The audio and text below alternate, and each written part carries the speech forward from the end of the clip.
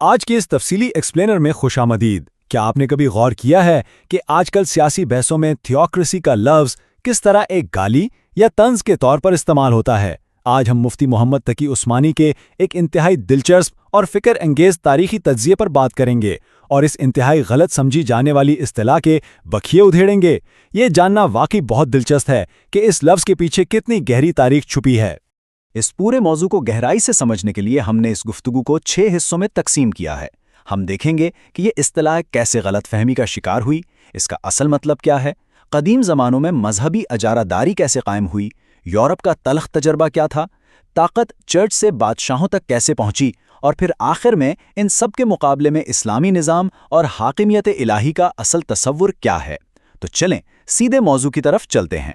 تو سب سے پہلے آتے ہیں اپنے پہلے حصے کی طرف، تھیوکریسی، جو کہ جدید دور میں ایک بہت بڑی غلط فہمی پر مبنی اصطلاح بن چکی ہے۔ اب دیکھیں، آج کل کی سیاست میں ایک عجیب سا تضاد ہے، خاص طور پر ہمارے ہاں اسلامی معاشروں میں لوگ تھیوکریسی کی زبردست مخالفت کرتے ہیں، لیکن حیرت کی بات یہ ہے کہ یہ مخالفت بالکل اندھی ہوتی ہے۔ لوگ اس لفظ کی تاریخ یا اس کی جڑوں کو جانے بغیر بس اسے ایک سیاسی نعرے کے طور پہ مسترد کر دیتے ہیں۔ بغیر سوچے سمجھے اس لفظ سے چڑھنا دراصل ایک بہت گہری لا علمی کو ظاہر کرتا ہے۔ لیکن آخر اس لفظ کا اصل مطلب ہے کیا؟ آئیے دوسرے حصے میں اس لفظ کی چیر پھاڑ کر کے دیکھتے ہیں۔ اگر ہم اس لفظ کی ساخت پر غور کریں تو یہ بڑا دلچسپ ہے۔ یہ یونانی زبان سے نکلا ہے۔ تھیو کا مطلب ہے خدا اور کریسی کا مطلب ہے حکمرانی یا حاکمیت۔ تو اگر ہم ان دونوں کو ملائیں تو اس کا بالکل خالص اور لغوی ترجمہ بنتا ہے خدا کی حاکمیت۔ ذرا سوچیں، یہ تو اپنے آپ میں ایک انتہائی مقدس اور محترم تصور ہے نا؟ بالکل، اور مصنف یہاں ایک بہت ہی زبردست نقطہ اٹھاتے ہیں۔ وہ اس خالص یونانی معنی کو براہ راست قرآن مجید کے ایک بنیادی اصول ان الحکم الا للہ سے جوڑتے ہیں، یعنی حاکمیت صرف اللہ کے لیے ہے۔ تو اصل مسئلہ یہ ہے کہ جب کوئی شخص آج کل کے سیاسی غصے میں آ کر تھیوکریسی کے لغوی معنی کو مسترد کرتا ہے تو وہ انجانے میں خدا کی حاکمیت کے تصور کو ہی مسترد کر رہا ہوتا ہے۔ تو آپ سوچ رہے ہوں گے کہ اگر اس کا اصل مطلب اتنا ہی خالص تھا تو پھر خرابی کہاں سے آئی؟ یہی ہم تیسرے حصے میں سمجھیں گے کہ انسانوں نے اس تصور کو اپنے فائدے کے لیے کیسے استعمال کیا۔ تاریخ بتاتی ہے کہ اس خالص تصور کو مذہبی اشرافیہ نے ہائی جیک کر لیا۔ مثال کے طور پر قدیم یہودی دور کو ہی دیکھ لیں۔ جب تورات میں کسی نئے مسئلے کا حل نہیں ملتا تھا تو ان کے پادریوں کا ایک عجیب و غریب طریقہ کار تھا۔ وہ ایک خیمہ عبادت میں جاتے، باہر لوگ بادلوں کے چھانے اور بجلی چمکنے کا انتظار کرتے، پھر وہ پیشوا باہر آ کر دعویٰ کرتا کہ خدا نے براہ راست مجھ سے کلام کر کے ایک نیا قانون دیا ہے، اور بس نیا قانون لاگو ہو جاتا۔ حقیقت میں وہ قانون خدائی نہیں بلکہ ان پیشواؤں کی اپنی ذاتی خواہشات پر مبنی ہوتا تھا۔ اور یہ کوئی ایک آدھ واقعہ نہیں تھا۔ یہ تحریر غیر جانبدارانہ طور پر بتاتی ہے کہ یہ کام دنیا بھر میں ہوا۔ ہندو بیرمنوں نے بھی اپنا دبدبہ قائم رکھنے کے لیے خدا سے براہ راست اور ناقابل چیلنج رابطے کا دعویٰ کیا۔ تبت اور جاپان میں بدھ مذہب کے لاما فرقوں کی تاریخ بھی کچھ ایسی ہی ہے۔ مطلب یہ کہ مذہبی اشرافیہ نے اپنی ذاتی سوچ کو خدائی قانون کا لیبل لگا کر مسلط کیا جسے کوئی عام انسان چیلنج نہیں کر سکتا تھا۔ اور اس مذہبی اجارہ داری کا سب سے خوفناک روپ ہمیں یورپ میں نظر آتا ہے۔ چلتے ہیں اپنے چوتھے حصے کی طرف، مسیحی دنیا کا تلخ تجربہ۔ مسیحی روم کی تاریخ میں طاقت کی ایک عجیب کشمکش تھی۔ ایک طرف تو بادشاہ تھا جو بظاہر ریاست چلا رہا تھا، لیکن دوسری طرف پوپ بیٹھا تھا جس کے پاس بے پناہ طاقت تھی۔ پوپ کو بغیر کسی رکاوٹ کے خدا کے احکام متعین کرنے کا اختیار حاصل تھا۔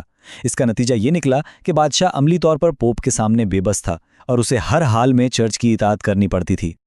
اب ظاہر ہے جب کسی کے پاس اتنی بے لگام اور مطلق العنان طاقت آ جائے تو ظلم تو ہوگا۔ پوپ حضرات نے اپنے ذاتی مفادات کے لیے انتہائی بے رحمانہ پالیسیاں بنائیں۔ عوام کا صدیوں تک اس قدر استحصال کیا گیا اور ایسی گھٹن پیدا ہوئی کہ بالآخر ایک لاوا پھٹ پڑا۔ لوگوں نے مذہب کے خلاف ہی ایک بہت بڑی بغاوت کر دی، اور یہی وہ وقت تھا جب تھیوکریسی کا نام یورپ میں ہمیشہ کے لیے ایک گالی بن گیا۔ لیکن کیا اس بغاوت کے بعد ظلم ختم ہو گیا؟ جی نہیں۔ 5ویں حصے میں ہم دیکھیں گے کہ کیسے یہ طاقت چرچ سے نکل کر سیدھا بادشاہوں کے ہاتھ میں چلی گئی۔ یہ طاقت کا ایک بڑا ڈرامائی موڑ تھا۔ بادشاہ ان پادریوں کے روز روز کے احکامات سے سخت تنگ آ چکے تھے، تو انہوں نے سوچا اگر یہ پیشوا خدا کی مرضی جاننے کا دعویٰ کر سکتے ہیں تو ہم کیوں نہیں؟ انہوں نے بڑی چالاکی سے مذہبی طبقے کے ہی کچھ لوگوں کو ساتھ ملایا اور یہ خدائی حق چرچ سے چھین کر براہ راست بادشاہت کے تخت پر منتقل کر دیا۔ یہاں سے ایک اور بھی بھیانک فلسفہ شروع ہوا۔ بادشاہوں نے دعویٰ کرنا شروع کر دیا کہ وہ تو جنت میں پیدا ہوئے ہیں اور موروثی طور پر خدا کا سایہ بن کر زمین پر آئے ہیں۔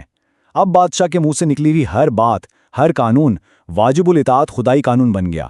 اور ظلم کے انتہا دیکھیں، غریب شہریوں کو مجبور کیا گیا کہ وہ اس بادشاہ کے ظلم اور جبر کو خدا کی مرضی سمجھ کر چپ چاپ سہتے رہیں۔